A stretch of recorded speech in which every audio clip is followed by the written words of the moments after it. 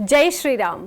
आज पूरा भारत राममय हो चुका है। रामलला के दर्शनों के लिए सारे लोग व्याकुल बैठे हैं और रामलला के उस मंदिर की भव्यता, उसकी अलौकिकता देखे नहीं बन रही है।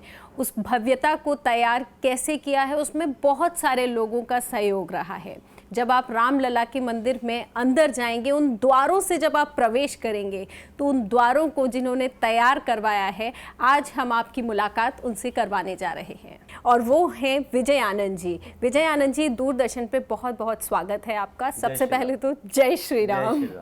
भवन में जब प्रवेश करेंगे तो उन द्वारों को तैयार करने का सौभाग्य आपको मिला है, उन्हें स्वर्ण जनित करने का सौभाग्य आपको मिला है, उस बारे में कुछ बताएं।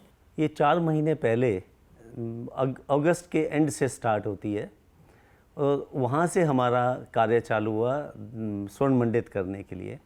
पहले 12 द्वार थे, बाद में 2 और बढ़ाए गए, 14 हुए और फिर गर्भगृह का थोड़ा बेस का काम है, जहाँ रामलला विराजमान होंगे उसके नीचे का जो स्थान है वह सब स्वर्ण मंडित होगा।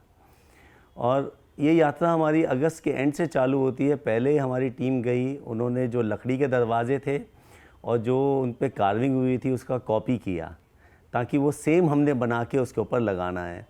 और फिर वो कॉपी करके जब यहाँ दिल्ली पहुँचा तो हमने वो दरवाज़ा सेम का सेम फाइबर में बनाया और उसके बाद उसको मेटल में उसको ढाला और ढालने के बाद वो सेम दरवाज़ा बना। वहाँ से हमने उनके इम्प्रेशन पिकअप किए जो वहाँ पे रामलला के मंदिर के द्वारों पे जो हैं, और वहाँ से इम्प्रेशन लेने के बाद हमने तांबे की शीट्स लेके उनको बनाया पूरा का पूरा। जब एक बार वो इम्प्रेशन आ गए तो वह सारा सामान वापस गया अयोध्या जी और वो दरवाज़ों पे लगा के चेक किया गया क्या साइजेस सब ठीक हैं, उसमें कोई कमी पेशगी तो नहीं रह गई। और वो लगा के पूरा दरवाज़ा वापस स्थान पे लगा के चेक किया गया कि वह सब ठीक है, और उसको बंद भी किया गया, खोला भी गया और सब चेक किया। एक बार ये सब चेक होने के बाद वो सारा का सारा सामान वापस दिल्ली आया और उसके बाद उसको फिर कॉपर में फिनिशिंग की गई। उसकी कॉपर में फिनिशिंग करने के बाद फिर वह स्वर्ण मंडित किया गया, उसके ऊपर सोने का काम किया गया।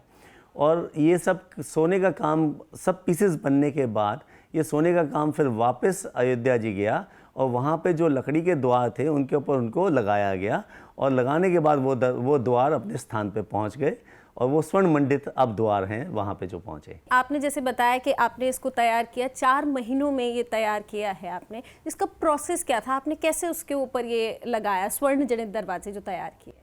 देखिए, जैसे मैंने आपको बताया था कि हम पहले तांबे की शीट्स बनाते हैं, उनको चेक करने के बाद साइजेस साइट पे जाके चेक होते हैं। चेक होने के बाद वो वापस आते हैं तो उनको हम पॉलिश करके उसके बाद हम जो है उसके ऊपर स्वर्ण लगाते हैं।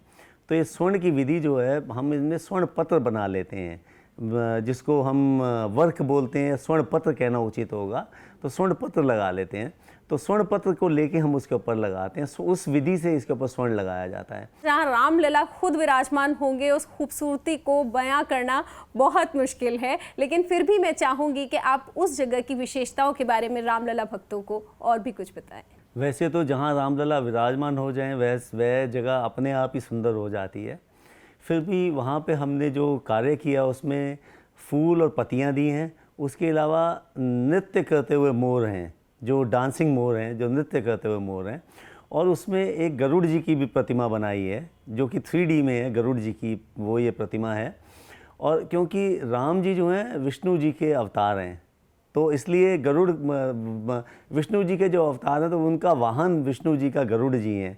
तो ये गरुड़ जी भी वहाँ हमने स्वर्ण की मूर्ति बनाई है जो कि वहाँ पे विराजमान है, जो कि बहुत सुंदर है।